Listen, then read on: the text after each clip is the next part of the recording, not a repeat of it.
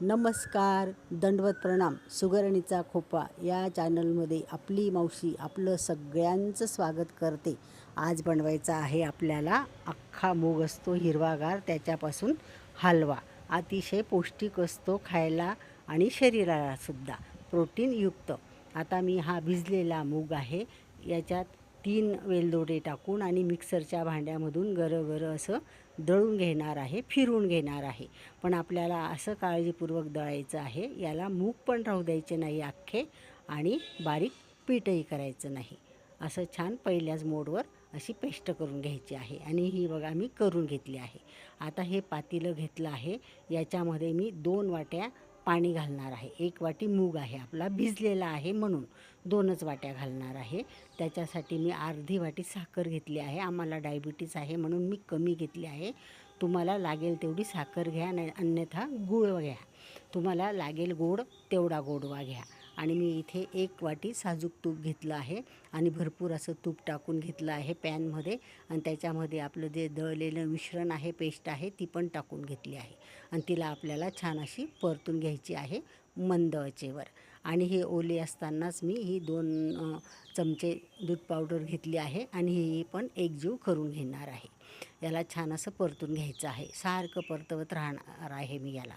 आणि त्याला असं मोकळं करून घेतलं आहे. बघा तुम्ही, आपण जेव्हा घेतलं तेव्हा किती छान अशी पेस्ट होती आणि आता बघा तुम्ही किती रवाळ असं मोकळं झालं आहे ते.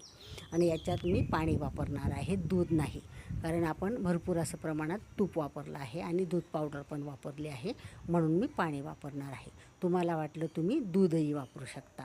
आणि दुसरं असं की तुम्हाला जर वाटेल आपल्याला मुगाचा हलवा खायचा आहे, तर घरात मूग जरी असतील आपल्याकडे तर ते आपण जसे कोरडेच न भिजवता मिक्सरला फिरून घ्यायचे आहेत. आणि सगळं साहित्य असंच वापरून आपल्याला लागेल तेवढी साखर गूळ वापरून आणि 1 वाटीला 4 वाट्या पाणी वापरायचं आहे. हे बघा मी बाजूला पाणी ठेवलं होतं साखरेचं आणि ते मी टाकून घेणार आहे. आपल्याला इतपतच साखरेचं पाणी उकळायचं आहे की साखर फक्त विरघळून जाईल, बस. जास्त काही पाकबीक असा करायचा नाही, साखर विरघळायची आहे. आणि ही 2 वाट्या मी प्रमाणात पाणी ठेवलं होतं, कारण आपला मूग भिजलेला होता म्हणून 2च, इथं डबल पाणी वापरलं आहे मी दुपटीने. आणि ते पूर्ण इथे वापरणार आहे मी. तुम्ही जेवढं पाणी वापरलं ना तेवढा छान असा हा छान असा एकजीव होतो. आणि थोडा वेळ आपण त्याला परतून राहिलं की तूपही सुटतं. आणि हा हलवा अतिशय पौष्टिक असतो आणि याच्यामध्ये प्रोटीन तर भरपूरच असतं. आणि लहान मुलांच्या डब्याला द्यायला पण खूप असा छान असतो, काहीतरी वेगळं एखाद्या दिवशी. आणि चवीला तर अप्रतिम असतो, लहान्यांपासून मोठ्यांपर्यंत खूपच आवडीचा पदार्थ आहे हा. आणि मी ही बदामाचे काप करून घेतले आहे. याच्यामध्ये पण प्रोटीन आहे, आपल्या मुगामध्ये प्रोटीन आहे आणि दुसरं म्हणजे मिल्क पावडरमध्ये पण प्रोटीन आहे. म्हणून या तिघी वस्तू मी एकत्र टाकून घेतल्या आहे, म्हणून मी काही दूध वापरलं नाही. तुम्हाला पाहिजे तर तुम्ही दूधही वापरा. चला, आता हा हलवा आपल्याला मंद आचेवरच करून घ्यायचा आहे. आणि हे राहिलेलं सगळं काही तूप मी या ठिकाणी टाकून घेतलं आहे. आणि याला आपण सारखं परतवणार आहोत, नाहीतर हे खाली तळाला लागू शकतो. आणि मंद आचेवर करायचं आहे हे सगळं काही. आता याला आपण सारखं परतत राहू आणि याला तूप सुटेपर्यंत, मग तूप सुटल्यावर आपण आपला जो गॅस आहे तो बंद करणार आहोत. तर मी हे सारखं असं परतत राहणार आहे. आणि याला चव अतिशय अप्रतिम असते, सालीसकट असतो म्हणून जास्तच पौष्टिक असतो. तर आपल्याला हिवाळ्याच्या दिवसात आपण 8 दिवसातनं 2-3दा करून खाल्ला तरी चालू शकतं. आणि असंही करू शकतो आपण, असं काही नाही की हिवाळाच पाहिजे. आणि आता ही माझी मोबाईलची जी बॅटरी आहे मी ती लावून घेतली आहे, कारण की इथे मला थोडा अंधार वाटत होता, म्हणून तो आपला जो हलवा आहे त्याचा कलरही खुलून गेला आहे आणि इथे उजेडही पडला आहे. तर आता मी कधीच चॅनलवर आपला व्हिडिओ टाकलेला नाही, म्हणून मला खूप काही उशीर झाला आहे. त्यामुळे माझ्या चॅनलवर व्ह्यूज आहेत, आपले सबस्क्रायबर आहेत, त्या गोष्टींचा परिणाम झालाच आहे.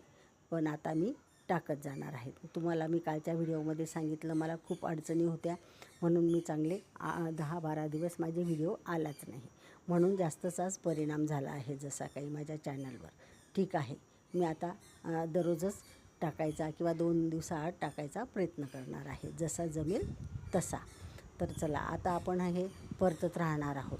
आणि याला छान असं तूपही सुटतं, की याला तूप जेव्हा सुटतं ना तेव्हा आपण समजून घ्यायचं आहे की आपला हलवा असा तयार झाला आहे. आणि मग आता आपण काढून घेणार आहोत. आपला पण जो हलवा आहे ना तो तयार झाला आहे. आणि आता आपण गॅस बंद करून आणि दुसऱ्या बाऊलमध्ये काढून घ्यायचं आहे.